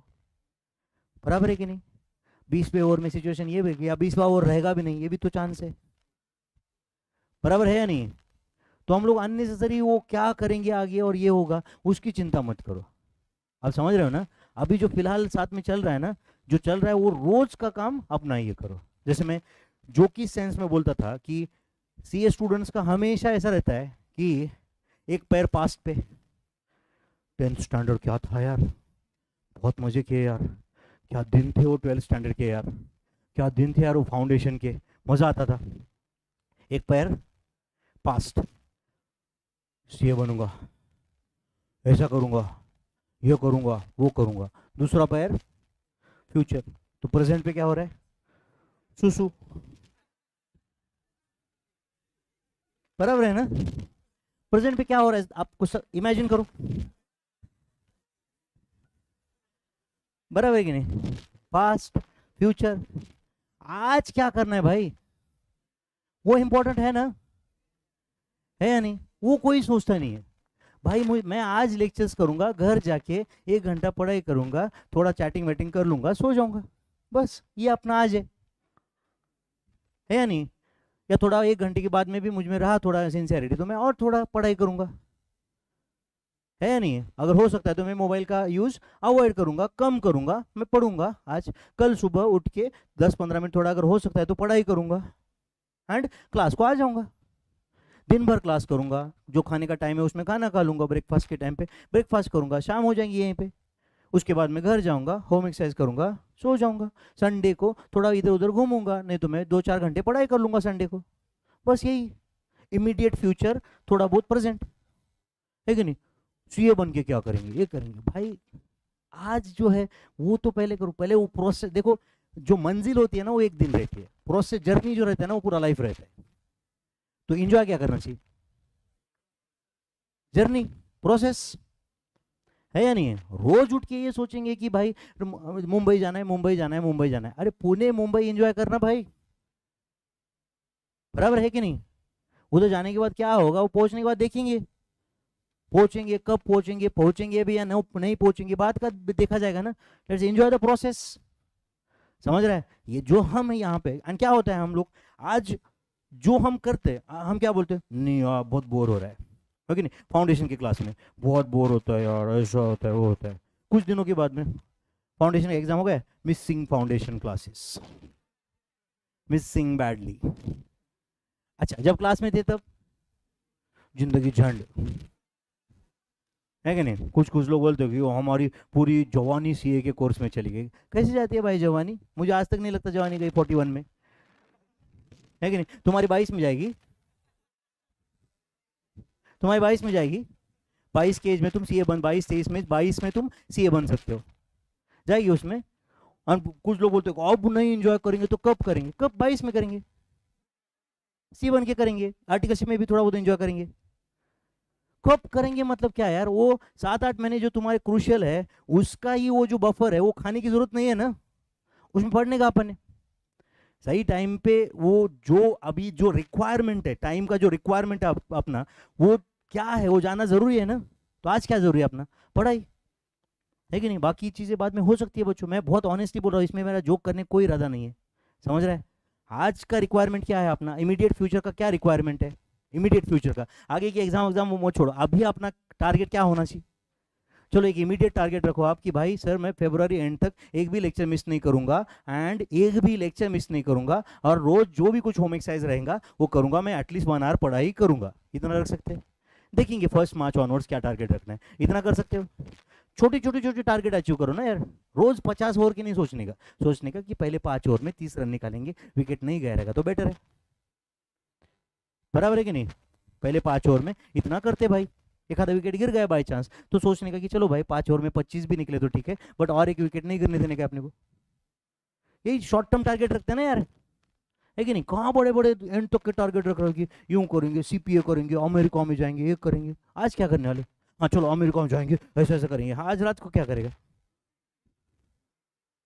हाँ क्या करेगा वो आज रात को? मेस पे खाना खाएंगे, सो जाएंगे। कहाँ गया अमेरिका? आज अपने को क्या करना है उस पर फोकस करना पड़ेगा ना। रोज हम लोग को एकदम 10 साल के बाद, कुछ कुछ लोगों को ऐसा रहता है कि वो छोटी छोटी बातें करते ही नहीं है, हमेशा कब बातें करेंगे, मैं तुझे बताता हूँ जिंदगी क्या होती है भाई, तू पढ़ अब, एक काम कर, आज तुझे क्या सिखाया, कॉस्ट उतना कर, उतना कर। कुछ कुछ लोग फिलोसॉफी के बाहर ही नहीं आते। मैं तुझे बताता हूँ कि जिंदगी क्या रहती है। तू मत बता भाई, तू अपना अपना काम कर, रोज पढ़ाई कर, सो जा घर पे जाके, बराबर है कि नहीं। अननेसेसरी फिलोसॉफी मत सिखाओ लोगों को, अपना अपना काम इज्जत से करो, किसी के साथ कंपेयर मत करो, अपना अपना एक रूटीन बनाओ और वो एंजॉय करो। मैं क्या बोल रहा हूँ समझ रहे, अपना अपना एक रूटीन बनाओ, जो भी कुछ है छोटे छोटे चीज़ें, राइट, एंजॉय करना सीखो, छोटी चीज़ें। भले वो क्लास से यहाँ पे रहते हो, यहाँ से 10 मिनट आने को टाइम लगता है, राइट, मस्त अपने अपने एयरपॉड्स लगा दिए, एयर प्लग्स लगा दिए, एयरफोन लगा दिए, वॉट एवर, 2 गाने सुनते मस्त आता हूँ सर मैं। एंड मैं वो चीज़ें मिस कर रहा हूँ। कुछ दिनों बाद आप ये बोलोगे कितना मज़ा आता था यार, मैं यहाँ पे आता था 10 मिनट गाने सुनता था, उसके बाद में एंड बाद में, तो आज इंजॉय करो ना। फिर वो साल भर के बाद बोलोगे कि वो छोटी छोटी चीज़ों में इंजॉय करना सीखो। 1 आवर पढ़ाई करो, राइट, रोज क्लास करो, रोज करो, डेफिनेटली, राइट, तुम्हें पास होने से कोई भी नहीं रोक सकता। समझ रहा है क्या। Just be sincere through out this journey, right, एक दिन आप डेस्टिनेशन पे रहोगे ही, ठीक है। तो ये 15 चैप्टर से, तो चैप्टर वाइज क्या वेटेज है, चैप्टर वाइज ऐसा कोई वेटेज नहीं है। एक पहला चैप्टर 2 मार्क के लिए आएगा, दूसरा 10 मार्क के लिए आएगा, ऐसा ही आएगा, ऐसा कुछ भी नहीं है। फिर भी मैं चैप्टर के वक्त कुछ बता दूंगा आपको, ट्रेंड्स तो मैं बता सकता हूँ ना कि भाई पिछले 10 एग्जाम में क्या हुआ है, इतना तो मैं बता ही सकता हूँ ना, पिछले 15 एग्जाम में क्या हुआ है। Chapter wise weightage, and in spite of that कुछ अलग हो सकता है तुम्हारे एग्जाम में, but we can go with the trends most of the times, क्योंकि 90% चीज़ें तो ऐसी ही होती है, ठीक है। जैसे अब मैं बता सकता हूँ कि आज तक ऐसा कोई एग्जाम नहीं है जिसमें marginal costing less than 10 mark के लिए आया। क्या बोल रहा हूँ मैं, समझ रहा है क्या। तो अगर मैं बता रहा हूँ तो आपको समझता है ना फिर ये चैप्टर को आपने कितना, वैसे तो हर चैप्टर इंपॉर्टेंट है, यही सोच के अभी फिलहाल तो चलना है अपने को बच्चों, ठीक है। तो ये अपना सब लोगों ने लिख के ले लिया। तो ये अपना सिलेबस है कॉस्ट एंड मैनेजमेंट अकाउंटिंग, जो अपना 100 मार्क्स का पेपर है इन ग्रुप 1 ऑफ सीए इंटरमीडिएट, ठीक है बच्चों। तो हम कल से या आज से अभी इसके बाद में कौन सा चैप्टर स्टार्ट करने वाले हैं, बेसिक कॉस्ट कंसेप्ट्स। तो अभी आधा घंटा है अपने पास, अभी भी अपन वेस्ट नहीं करेंगे। और कुछ इंट्रोडक्शन में आपको लगता है कि मैंने कोई पॉइंट छूट गया है कुछ जो बताना जरूरी है डे नंबर 1 को, यस बताओ ना यार, ऐसा हो सकता है कभी कभी कोई पॉइंट छूट गया है क्या जो डे नंबर 1 को बताना जरूरी है, नहीं ना। मैंने टेलीग्राम का पॉइंट बता दिया है आपको, Telegram group, Telegram channel join करना है विनोद रेड्डी, उस पर मैं हैंड रिटन नोट्स डालता रहूँगा टाइम बाय टाइम, अब ठीक है। नोट्स के बारे में मैंने अनाउंसमेंट कर दिया है, नोट्स के बारे में कर दिया है ना। आप क्लास के बाद में आप नोट्स इमीडिएटली आज भी कलेक्ट कर सकते हो, जब भी आपको कलेक्ट करना है, जब भी आप नोट्स कलेक्ट कर सकते हो, ठीक है। मैं आपको सजेस्ट करूंगा कि अननेसेसरी डेमो मोड पे बहुत टाइम मत रखो, अपना अपना जो भी कुछ है बेंटो चूज कर लो एंड अकॉर्डिंगली वो प्रोसेस में लग जाओ अभी, ठीक है। तुम्हारे पास ज़्यादा ट्रायल एंड एरर का मौका नहीं है बच्चों, ऑलरेडी टाइम लिमिटेड है, 8.5 मंथ्स है तुम्हारे एग्जाम के लिए, जिसमें 8 सब्जेक्ट पढ़ना है अपने को, प्रिपेयर भी करना है, उसके एग्जाम भी लिखना है, आप समझ रहे हो ना। तो अगर आपको कुछ है क्वेश्चंस वगैरह कि आपको मुझे पूछना है कि भाई ये 4 क्वेश्चन का जवाब देगा तो ये मैं करूँगा, तो आप मुझे पूछ लो एग्जाम के यहाँ पे, क्लास के बाद में आप पूछ सकते हो। और कुछ बाकी मैंने क्या इस क्लास में होगा क्या नहीं होगा वो सब क्लैरिफाई कर दिया है। गाना बजाना कभी होगा तो होगा, but that is not mandatory, ठीक है बच्चों। बाकी ट्रिप को वगैरह जाएंगे हम लोग एक आधा, ठीक है, 1 डे ट्रिप, ओवरनाइट ट्रिप नहीं हम, ठीक है। 1 डे ट्रिप अगर होता है तो वो करेंगे, देखेंगे हम लोग, मैनेज करेंगे वो फ्यूचर में जो भी कुछ है।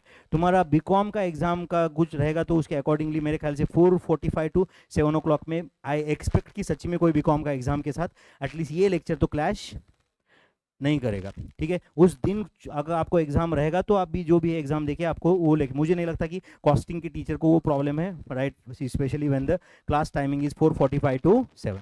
अच्छा, मैंने बैकअप का क्या है आइडिया दे दिया है, एक्सपर्ट ऐप का कहाँ पे मिलेगा, क्या होगा, वो क्या रहता है, वो सब टेक्निकल नंबर्स आपको मिलते जाएंगे, आप समझ रहे हो ना। मैं सब कुछ टेलीग्राम चैनल पे डालता जाता हूँ कि ये क्या करना है एंड ऑल दोस थिंग्स, समझ रहा है क्या। कभी कुछ डाउट पूछना है, कभी भी करना है तो वैसे 2 मिनट में रिप्लाई मत एक्सपेक्ट करना टेलीग्राम पे, कुछ कुछ लोग डालते एंड 5 मिनट में ऐसे नीचे क्वेश्चन मार्क डालते, 5 मिनट में नीचे क्वेश्चन मार्क डालते। तो देखो मैं डे नंबर को तो ऐसा बोल भी सकता हूँ कि मैं 24/7 आपके लिए हूँ, तो ऐसा नहीं होता रहता है, वो आप भी जानते हो। स्टंट हम कुछ करते नहीं है यहाँ पे, आप समझ रहे हो क्या। यहाँ पे मैं आपको कुछ भी नहीं बोलूँगा कि विनोद रेड्डी का ये है एंड उसके बाद में तुम बस कॉस्टिंग मुझ पे बस ख़त्म, तुम यहाँ तक आ गए अब तुम 95 मार्क्स लाए, ऐसा नहीं होता रहता है। तुम्हारा पार्टिसिपेशन जब तक नहीं है तब तक कोई भी टीचर दुनिया का कुछ भी नहीं कर सकता, आप समझ रहे हो क्या।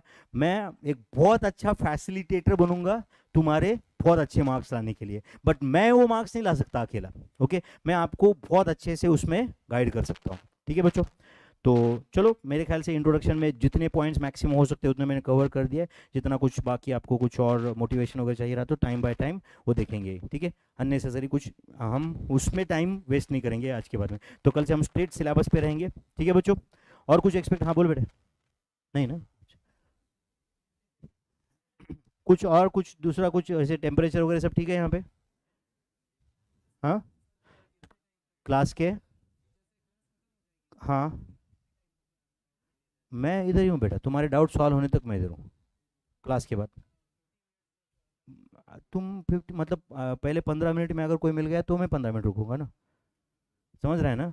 तो एंड मैं नो डाउट तुम्हारा डाउट बहुत वैलिड है कि सर आप कितना टाइम रहोगे, तो जहाँ जब मुझे यहाँ पे बोलेगा कोई बच्चा कि सर हमारे डाउट्स कंप्लीट हो गए, या कोई मैं जब मैं देख लूँगा इधर उधर देखूंगा ऐसे कोई भी नहीं है तो मैं चला जाऊँगा, ठीक है।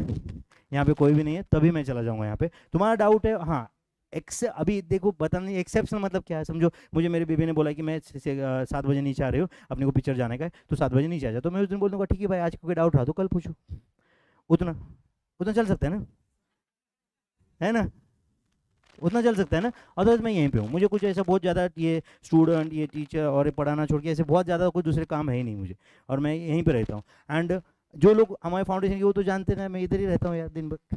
अब कभी भी सुबह आओ, मैं ऑफिस में रहता हूँ उधर अच्छा मेरे ऑफिस में आने के लिए कुछ आपको अपॉइंटमेंट चाहिए, राइट, 7 लोगों का परमिशन चाहिए, ऐसा भी कुछ नहीं, डायरेक्ट फाउंडेशन वाले बच्चे डायरेक्ट घुस जाते हैं अंदर,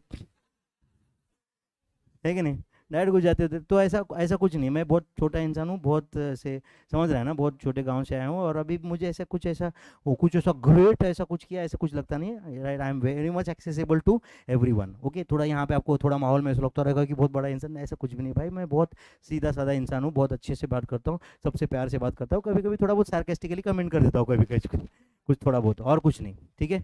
ऐसे कुछ मैं हार्मफुल टाइप का इंसान कुछ भी नहीं हूँ ना, मेरे ऐसे दांत बाहर है ना, मैं किसी को खाऊंगा ना, तो मेरे सिंग आए हुए हैं कि किसी को स्टूडेंट आया तो उठा के फेंक दिया, ऐसा कुछ भी नहीं है। आप समझ रहे हो ना, बहुत अच्छे से कुछ अपन सब कुछ करेंगे, ठीक है बच्चों। यस, तो करेंगे स्टार्ट फिर, फर्स्ट चैप्टर स्टार्ट करेंगे। यस, तो ये सिलेबस सब लोगों ने लिख दिया आपने, तो उसके बाद में आप लिख देना बेसिक कॉस्ट कंसेप्ट्स, एंड सारे थियरी पार्ट्स, सारा प्रैक्टिकल पार्ट, एवरीथिंग आपके नोटबुक में रहेगा। जैसे अपने सीए फाउंडेशन मैथ्स में देखो छोटा सा छोटा पॉइंट हमने लिख के ही किया ना, ऐसा कभी हुआ है कि मैंने कुछ सेंटेंस बोला बट लिखवाया नहीं। Same thing will continue for CA intermediate also, ठीक है बच्चों, सब कुछ हम लिखेंगे। आपको अल्टीमेटली क्या करना है बेटा, फैन चालू करना है। यस थैंक यू बेटा, हो गया चालू, हो गया ना। यस, और कुछ सरकार, नहीं ना, कुछ सैंडविच वगैरह मंगाओ। यस बोलो बेटा, एसी ऑफ करना है क्या बेटा, फैन ऑन करना है, उधर से कर दो ना बेटा प्लीज़। और कुछ पानी वगैरह कुछ, माई बाप सरकार कुछ नहीं, हो गया। अभी 10-12 दिन तो देखा था ना पोलटनेस, है कि नहीं, ठीक है। चलो फिर करें स्टार्ट, और कुछ रहा तो बताओ मुझे। फैन चालू करना है किसी को, हाँ देखो कुछ और कुछ किसी को कुछ, भाई कुछ क्या कर दिया, चलो किसी, नहीं तो अपना अपना कल से असिस्टेंट लेके आओ साथ में, ऐसे कुछ आजू बाजू में कुछ रहा तो। क्या हो गया, बंद कर दो भाई, बंद कर दो, ठीक है। ऐसा कोई अगर एक काम करो, उसका भी फीस भर लो ना असिस्टेंट का, और साथ में लेके मतलब वो फैन वैन ऐसे बाजू से घुमा सकते हैं ना वैसे। एंड कुछ लास्ट में नहीं रहा तो लास्ट मुझे व्हाट्सअप कर देना, अब बोला विनोद रेड्डी कुछ डाउट्स है, एक काम करो 9:45 को मेरे घर पे आ जाकर, 9:45 को मेरे घर पे आ जाने का अपन। हाँ ठीक है, मैं तो बाद में हाँ रोना मत आने से खाना भी दे दूंगा तुझे करके, ऐसे कर देना, मैं आ जाऊँगा ऐसे आते। तुम सरकार हो भाई, माई बाप, है ना। चलो फिर, कस्टमर इज़ द किंग ना, कस्टमर इज़ द किंग, ठीक है। चलो फिर करें start, basic cost concepts, okay. Tell me what do you mean by cost, पहला question, what do you mean by cost. Cost is production cost, okay, cost is expenditure, हाँ cost मतलब एक formal definition बताओ ना। अच्छा informal क्या है cost, cost is a price paid for goods और सर्विसेज। जैसे कभी कॉस्टिंग का बैच आपको ज्वाइन करना है, यू हैव पेड 17,700 रुपीज, बराबर है ना। ओनली फॉर कॉस्टिंग, बाकी जो भी कुछ रहेगा, बट कॉस्टिंग ये स्पेसिफिक प्रोडक्ट है या सर्विस है, उसके लिए यू आर पेइंग 17,700। तो 17,700 एक कॉस्ट है क्या? अच्छा, हमारे लिए तो रेवेन्यू है, आपके लिए कॉस्ट है, एक्सपेंडिचर है ना आपके लिए। आपके लिए वैसे फिलोसॉफी डालना है तो मैं इसको एक्सपेंडिचर नहीं बोलूंगा, मैं इसको बोलूंगा इन्वेस्टमेंट है कि नहीं? बट छोड़ो वो छोड़ो बस, है ना? वैसे तो इन्वेस्टमेंट है, अगर फिलोसॉफी के लिए बात करना है तो आप थोड़ी, जैसे कि मैंने अपने एजुकेशन में कुछ 20-30 हज़ार रुपये स्पेंड किए रहेंगे उस ज़माने में, तो उसका तो मैंने करोड़ों रुपए में रिटर्न लिया है ना, तो वो तो इन्वेस्टमेंट ही था नॉलेज में, करेक्ट और नॉट? हमारे वक्त तो कितना था, 4,000 रुपये फीस था सीए फाउंडेशन का, इंटरमीडिएट का ऑल सब्जेक्ट का फीस 6,000 रुपये था, ऑल सब्जेक्ट का फीस 6,000 रुपये था। अब आपको, आई एम श्योर आपको लग रहा है कि कितना लूट रहे थे लोगों को आप, तो वैसा नहीं है। बाकी भी तो आपके पापा भी को उस समय पे कोई बिजनेस करते रहेंगे, जो चीज़ 2 रुपए में बेचते थे आज 20 की हो ही चुकी है ना वो भी, बराबर है ना?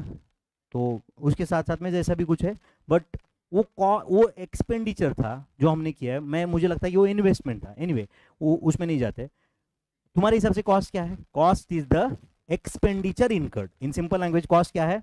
Expenditure incurred in producing goods and oblique और इन रेंडरिंग सर्विसेज, या और थोड़ा जाना है तो प्रोड्यूसिंग एंड सेलिंग ऐसे बोल सकते हैं, बराबर है ना? क्योंकि कमीशन दिया, सेल्समैन को कमीशन दिया, तो कोई कॉस्ट तो है ना, वो प्रोडक्शन में नहीं लगा बट बेचने तक वो भी तो कॉस्ट लग गया है ना।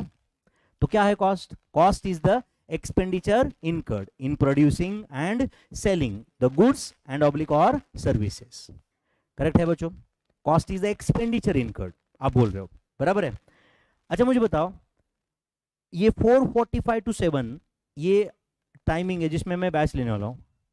समझो मैंने इस टाइम पे आपका बैच नहीं लिया, कैंसिल कर दिया, मैं बोला कि भाई मैं नहीं कर सकता हूँ ये, तो मैं इस समय पे कुछ और काम कर सकता हूँ क्या? अच्छा, इस समय पे मैं कुछ और काम करके कुछ पैसे कमा सकता हूँ क्या? समझो जस्ट एक इमेजिनरी सिचुएशन, समझो मेरा एक दोस्त है जो सीए है, प्रोजेक्ट फाइनेंस का काम करता है। समझो उसने बताया कि विनोद तो एक काम कर, ये शाम के समय पे 4:30 से लेके 7, 7:30 बजे तक तो मेरे पास आता है, मेरे ऑफिस में काम कर, मैं जानता हूँ कि तू एक्सेल शीट वगैरह बहुत फॉर्मूले प्रोजेक्ट फाइनेंस पे ऑलरेडी काम कर चुका है, तो मैं तुझे 20 लाख रुपीज़ पर मंथ पे करता हूँ। कितना? 20, चलो या 10 लाख पर मंथ, ज़्यादा हो गया थोड़ा, 10 लाख रुपए पर मंथ पे करता हूँ। कितना? 10 लाख पर मंथ पे करूंगा, ये इवनिंग स्लॉट के ही, ध्यान दे रहे हो क्या? अब बताओ, कैन आई से 10 lakhs per month is the cost of taking your lecture for me? Is it expenditure incurred by me? 10 lakhs. Is it expenditure incurred by me? 10 lakhs. Is it a cost? Is it a cost? It's a cost. Is it expenditure incurred? मतलब आपका definition में कुछ तो कमी है। Definition में क्या बोल रहे थे आप? एक्सपेंडिचर इनकर्ड, बट अभी ये जो 10 लाख था एक्सपेंडिचर इनकर्ड नहीं था ही। अच्छा, मैं 10 लाख जेब से स्पेंड कर रहा था क्या? 10 लाख मैं तुम्हारा बैच लिया इसलिए किसी को जाके 10 लाख दे रहा हूं क्या मैं? नहीं, बट ये मेरा कॉस्ट है कि नहीं ऑफ कंडक्टिंग योर लेक्चर? कैसे कॉस्ट है? अपॉर्चुनिटी कॉस्ट, या इसको इम्प्लिसिट कॉस्ट बोल सकते हो, notional cost, hidden cost, imputed cost, इसके लैंग्वेजेस है, समझ रहा है क्या?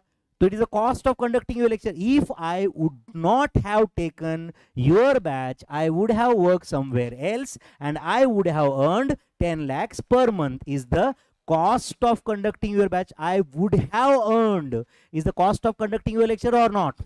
It's opportunity cost. It's a opportunity cost. तो जो कॉस्ट का डेफिनेशन हमने बहुत सिंपल रखा था, कौन सा? Cost is the expenditure incurred in producing goods and oblique और इन रेंडरिंग सर्विसेज। इसको थोड़ा और बेटर करते हैं हम लोग। कॉस्ट का डेफिनेशन आज के बाद हम क्या बोलेंगे? Cost is the monetary value of all sacrifices made to achieve an objective. Cost is the monetary value of all sacrifice. अब बताओ, आपका बैच कंडक्ट करने के लिए I am sacrificing the 10 lakhs, तो भी कॉस्ट है। अच्छा, ये तुम्हारा बैच लेने के लिए मुझे इलेक्ट्रिसिटी बिल पे करना है 2 लाख रुपए, तो मेरे जेब से निकाल के दे रहा हूं मैं स्टाफ को सैलरी दे रहा हूं, इंटरनेट का फीस दे रहा हूं, डेप्रीसिएशन है, डेप्रीसिएशन भले ही वो डेप्रीसिएशन पे नहीं होता है बट वन टाइम तो एसेट के लिए तो हमने पे किया है ना। 10 लाख का एसेट है, भले ही हर साल 1 लाख ही डेबिट करते हैं बट 10 लाख हमने एक बार तो पे किया है ना उसका, करेक्ट और not? It's an expenditure incurred और नॉट? It's expenditure incurred. समझ में आ रहा है कि आपको ये? तो कॉस्ट के डेफिनेशन में एक्सपेंडिचर इनकर्ड भी आता है, साथ साथ में और क्या आता है, देखो जो मेरे जेब से ऐसा पैसे निकलता है एंड मैं पे करता हूं किसी को to do the business, to produce the goods and oblique और to produce render the services, मैं किसी को पे करता हूं, वो कॉस्ट है। बट साथ साथ में कुछ पैसा मेरे जेब में आ रहा था, 10 लाख रुपए, मैं मेरे दोस्त के ऑफिस में काम करता, 10 लाख मेरे जेब में आ रहा था कि नहीं? 10 लाख आ रहा था, मतलब लिटरल मीनिंग मत लेना, 10 लाख रुपए चेक आएगा, बैंक अकाउंट में आएगा, जो भी कुछ है, मेरे जेब में 10 लाख आ रहा था। अब बता, मैंने बोला कि भाई मुझे इवनिंग में कॉस्टिंग का बैच है इंटर का, मैं वो नहीं छोड़ सकता, तेरे ऑफिस में नहीं आ सकता। अब बताओ, गए पैसे वापस? क्यों गए? To conduct your batch, to conduct your batch, तो there is a cost, it is a cost of conducting your batch, तो दैट इज अपॉर्चुनिटी कॉस्ट, या उसको हम क्या बोलते हैं, इम्प्यूटेड कॉस्ट या हिडन कॉस्ट या नोशनल कॉस्ट। ऐसे कॉस्ट के बहुत टाइप है फिर, ओके, ये एक टाइप नहीं है। Research and development cost, selling cost, distribution cost, explicit cost, implicit cost, समझ रहा है क्या? Period cost, product cost, fixed cost, variable cost, समझ रहा है कि आपको ये? सेमी वेरिएबल कॉस्ट, समझ रहा है? और भी बहुत सारे टाइप्स ऑफ कॉस्ट है, controllable cost, non controllable cost, normal cost, abnormal cost, समझ रहा है कि आपको ये? Fixed cost, variable cost, research and development cost, selling cost, समझ रहा है कि आपको ये? Production cost, pre production cost, conversion cost, समझ रहा है? An number of types of cost आते हैं, इसको हम पूरा क्लासिफिकेशन कैसे होता है उसका क्वेश्चन देखेंगे हम लोग। अब समझ रहे हो? जस्ट थोड़ी देर पहले मैंने आपको एक सिलेबस बताया था, इसमें से बच्चों ये 1, अभी कुछ मत करना, 2, 3, 4, 5 यहाँ तक, या इनफैक्ट ये भी नहीं, ये कॉस्ट शीट इसको निकल रहा हूँ मैं, ये पूरा प्रैक्टिकल है। तो मैंने कितने चैप्टर को टिक किया हुआ है देख रहे हो क्या आप? 4। ये थियरी प्लस प्रैक्टिकल है, क्या है ये? एंड ये छोड़ के बाकी सब प्रैक्टिकल है, इसमें कुछ नहीं, डायरेक्ट डे नंबर 1 को प्रॉब्लम। समझा क्या मैं क्या बोल रहा हूँ? ओके, अराउंड इसके लिए ड्यूरेशन कितना लगता है? ओके, ये सब कंप्लीट करने के लिए, बेसिक कॉस्ट कंसेप्ट कंप्लीट करने के लिए अराउंड 9 लेक्चर्स लगते हैं, क्योंकि अभी ये शुरुआत हो चुका है, including today's lectures, 9 to 10 lectures, okay, +1 इतना हो सकता है, +1 और 2 व्हाटएवर। कॉस्ट शीट उसी के अंदर ही कंप्लीट हो जाएगा, मतलब ये पहले 9 लेक्चर में ही कॉस्ट शीट भी आ जाएगा। समझा क्या मैं क्या बोल रहा हूँ? 9-10 में ही। Material cost requires around another 9 to 10 lectures. Labor cost another 9 to 10 lectures. Overhead cost 9 to 10 lectures. Activity based costing 3 lectures to 4 lectures. Cost ledger accounting 3 to 4 lectures. Unit and batch costing 3 to 4 lectures. Job and contract costing 3 to 4 lectures. Service costing 4 lectures. Joint product byproduct costing 6 lectures. Process and operation costing 10 lectures. Marginal costing 13 lectures. Standard costing 12 lectures. And budget and budgetary control 6 to 7 lectures. समझ रहा है? ये करीबन अपना syllabus है, आप समझ रहे हो क्या? तो शायद हर चैप्टर का एक थोड़ा बहुत समझा रहेगा कि कितना वेट है। मैं जो बोला उसमें एक आध 2 दिन प्लस माइनस हो सकता है, क्योंकि ये कोई रिकॉर्डेड होता तो मैं आपको बताता कि टोटल 208 घंटे 32 मिनट्स एंड 18 सेकंड का बैच है। आप समझ रहे हो क्या? रिकॉर्डेड होता तो, बट ये मैं आपके चेहरे भी दिखूंगा ना साथ साथ में, तो आपके चेहरे देख रहा हूं तो ऑब्वियसली राइट, आपके चेहरे तक थोड़ा बहुत कुछ आने तक मैं यहाँ पे कंटिन्यू करूंगा। आप समझ रहे हो ना? आएगा ना चेहरे पे कुछ, तब तक हम यहाँ पे कंटिन्यू करेंगे, ठीक है? तो ये कुछ ड्यूरेशन वाइज ये था। तो पहले 4 चैप्टर तक आपको लगेगा कि ये थियरी है, प्रैक्टिकल भी है। 4 लेक्चर के बाद में आपको समझ रहा है ना, ये कॉस्टिंग में और नेक्स्ट लेवल का मजा आएगा, क्योंकि सिर्फ प्रैक्टिकल पे शिफ्ट हो जाएगा एंड आपको एक नेक्स्ट लेवल पे लगेगा कि ये कॉस्टिंग बहुत ही ज़्यादा इंटरेस्टिंग है। इसका मतलब पहले 4 लेक्चर बोर होगा ऐसे नहीं बोल रहा हूँ मैं, but obviously theory plus practical है। अब मेरे जैसा मैथ्स पढ़ाने वाला टीचर 2 घंटे से बात कर रहा है बट कुछ लिख के नहीं दिया, बोर होता है ना, आदत लगती है। विनोद रेड्डी आ गया मतलब कुछ तो लिखने का है, तुम्हारे जो फाउंडेशन के बच्चों को भी डिफॉल्ट सेटिंग है ना, वो अब लिखना चालू होता है। तो वो पहले 3-4 लेक्चर तक थोड़ा बहुत कुछ ऐसा रहेगा, उसके बाद में इट्स 100% प्रैक्टिकल माय फ्रेंड्स। तो मैंने क्या प्रैक्टिकल है क्या थियरी ये बता दिया, ये छोड़ के इसके बाद में डायरेक्टली प्रैक्टिकल, मतलब वो इंट्रोडक्शन के लिए जो थियरी रहता है उतना ही, उसके बाद में इट बिकम स्ट्रेट प्रैक्टिकल। समझ रहे हैं? मतलब वो मतलब जैसे कि like what are the features of job costing, what is the meaning of job costing, उतना थियरी रहेगा बट इट्स मोर प्रैक्टिकल। ठीक है बच्चों? तो बेसिक कॉस्ट कंसेप्ट जो हमने फर्स्ट स्टार्ट किया था आज, क्या डेफिनेशन ऑफ कॉस्ट पढ़ा था? What is the definition of cost? Cost is the monetary value of all sacrifices made to achieve an objective। तो चलो ऐसे लिखो आप, what is cost, लिख रहे हो क्या? what is cost? वैसे कॉस्ट का मीनिंग अलग है, कॉस्टिंग अलग रहता है, कॉस्ट अकाउंटिंग अलग रहता है, ये सब हम कल देखेंगे क्या होता है कॉस्टिंग, क्या होता है management accounting and all those things. धीरे धीरे स्टार्ट करेंगे, आप कोऑपरेट करेंगे ना बच्चों? ऐसा डे नंबर 1 को 2 को एक्सपेक्ट करेंगे कि भाई कुछ तो ऐसा अजीब होने वाला है, अचानक से धीरे धीरे धीरे ही सक्सेस तक जाना है, या कुछ शॉर्टकट रहता है? मुझे तो नहीं मिला आज तक, तो हम लोग एक्चुअल मेहनत करेंगे, ठीक है, जैसे हमारा डिसाइड हुआ है। व्हाट इज कॉस्ट लिखा क्या आपने? तो write down in simple words, क्या लिख रहे हो? क्या लिख रहे हो भाई? In simple words, cost is expenditure incurred. In simple words, cost is expenditure incurred in producing goods and oblique or rendering services. तुम चाहो तो प्रोड्यूसिंग एंड सेलिंग ऐसे भी लिख सकते हो, वैसे नहीं लिखा तो भी कोई प्रॉब्लम नहीं, वैसे हमने इन सिंपल वर्ड्स ऐसे लिखा है.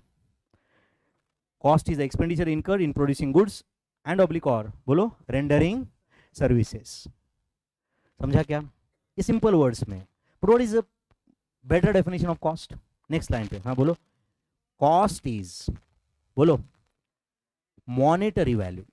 Cost is monetary value of, cost is monetary value of all sacrifices made to, बोलो मेरे भाई, achieve an objective. And objective मतलब जनरली क्या होता है यहाँ पे? बोलो, ऑब्जेक्टिव क्या होता है? To produce goods and oblique और रेंडर सर्विसेज, यही तो ऑब्जेक्टिव है ना. एंड ये ऑब्जेक्टिव अचीव करने के लिए हम जो जो सैक्रिफाइस कर रहे हैं उसका मॉनेटरी कन्वर्जन हमने किया तो हमें कॉस्ट मिलेगा. तो can I say this definition covers opportunity cost also in it? ये definition covers opportunity cost also in it. Can I say like that? Yes. तो व्हाट इज कॉस्ट? इतना तो याद रहेगा क्या कल तक? What is cost? Cost is the monetary value of all sacrifices made to achieve an objective. सही है. In simple words, cost is the expenditure incurred in producing and selling the goods and oblique or rendering services. समझ में आ रहा है बच्चों? पक्का? Okay. What is cost ये समझा. अच्छा मुझे बताओ, कुछ टर्म्स है जो हम इंटरचेंजेबली यूज करते हैं, एक दूसरे की जगह कभी भी यूज कर देते हैं बड़ी आसानी से. इस बैच में भी करेंगे. ओके. कभी कॉस्ट की जगह हम प्राइस बोल देते हैं, प्राइस की जगह वैल्यू बोल देते हैं, होता है ऐसे. This is a technical difference. समझ रहा है क्या?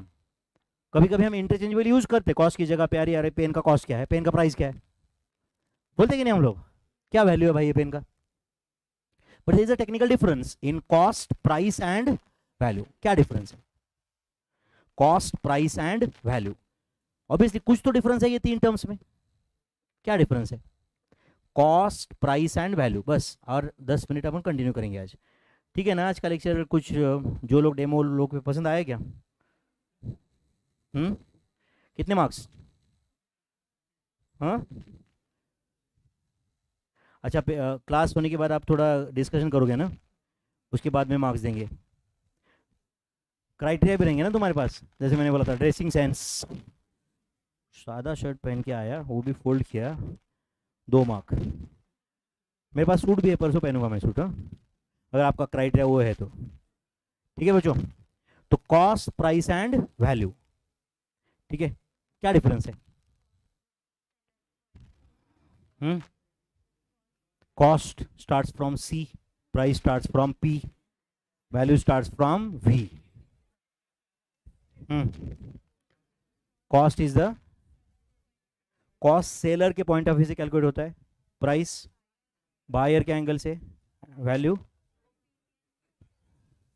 तो cost is calculated from manufacturer's angle, price is calculated from seller's angle. Manufacturer seller same भी रह सकता है, अलग भी रह सकता है.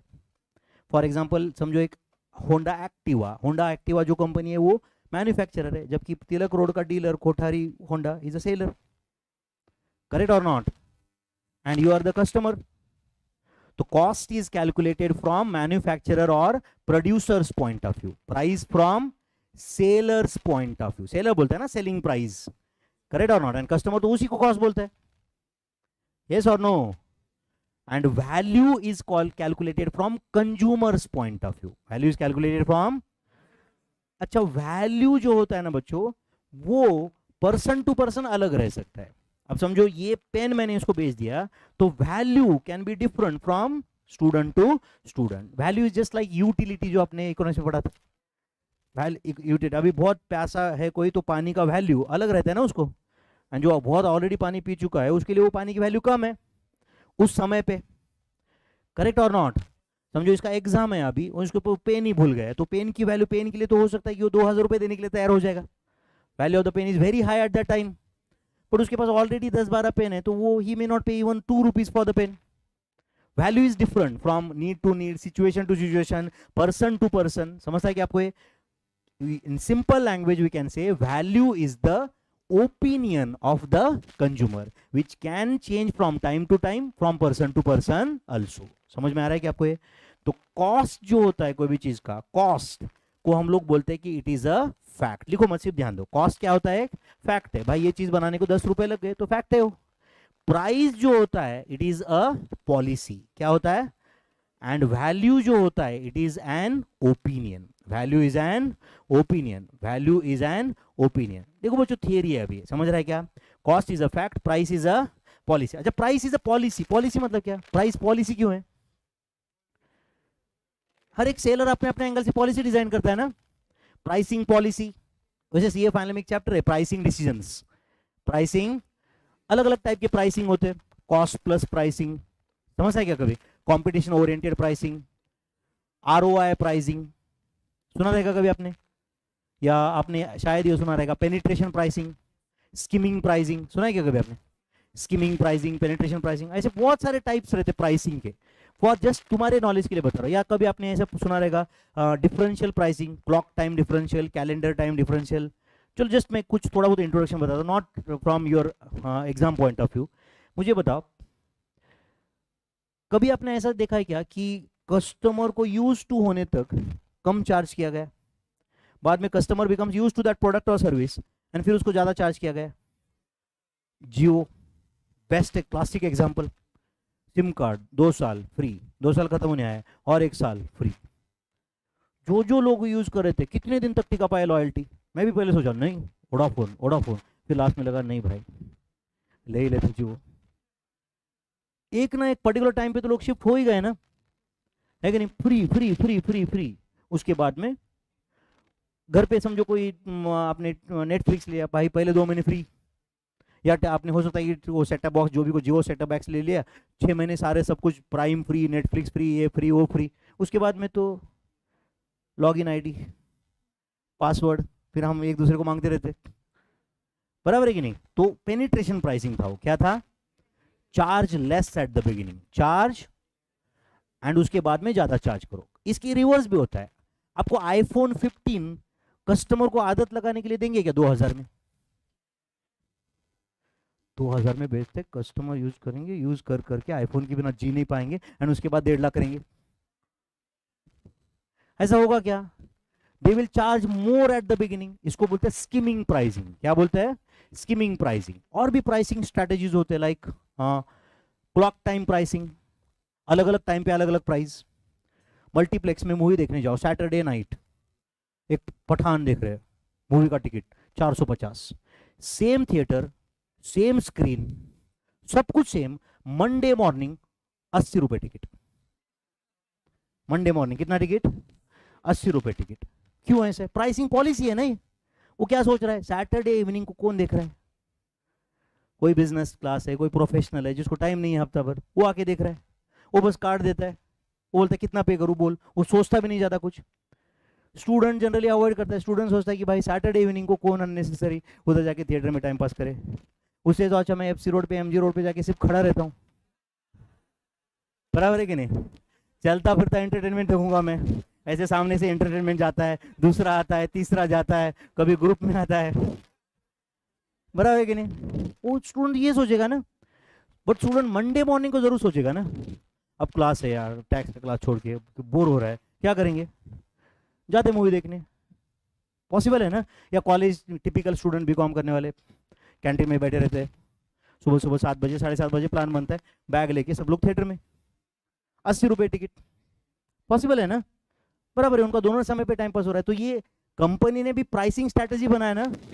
कंपनी सोच रही है कि भाई ये मंडे मॉर्निंग आने वाला कस्टमर कोई 800 रुपये पर टिकट देगा नहीं, या 400 रुपये पर टिकट देने वाली कैटेगरी में से है ही नहीं, एंड जो 500 रुपए एक टिकट के दे सकता है वो मंडे मॉर्निंग आएगा भी नहीं।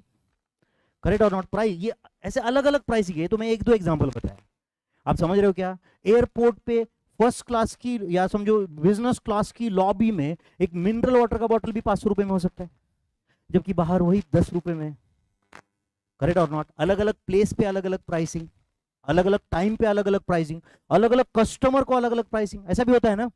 अलग अलग कस्टमर को, समझो जनरल वार्ड में पेशेंट एडमिट है एंड समझो डिलक्स वार्ड में पेशेंट एडमिट है, दोनों का ऑपरेशन चार्जेस अलग है, जबकि दोनों का ऑपरेशन का प्लेस अलग है, डॉक्टर सॉरी प्लेस एक ही है, सेम सब कुछ सेम है, सिर्फ जनरल वार्ड से आया ऑपरेशन के चार्जेस 50,000, डिलक्स वार्ड से आया operation charges 6 lakh.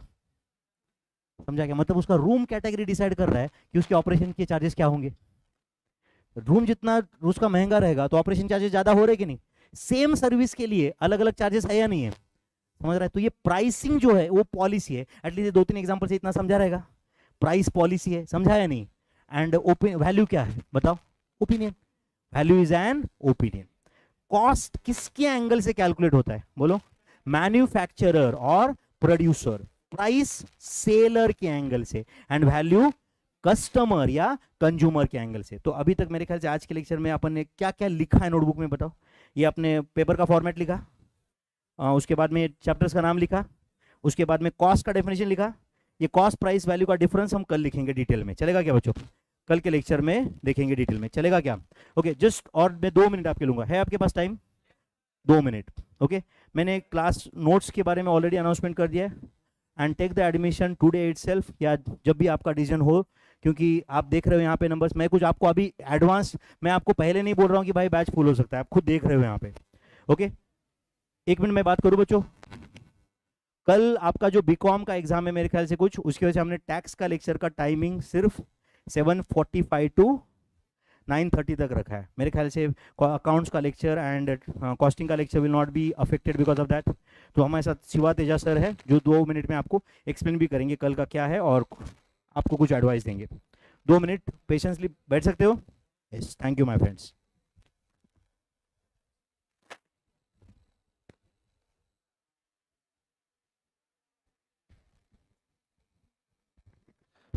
check hello yes yes very good evening my dear friends दोस्तों गुड इवनिंग यार। सुबह तो गुड मॉर्निंग जब मैं बोला इतना जोश से गुड मॉर्निंग आया और शाम होते ही खत्म।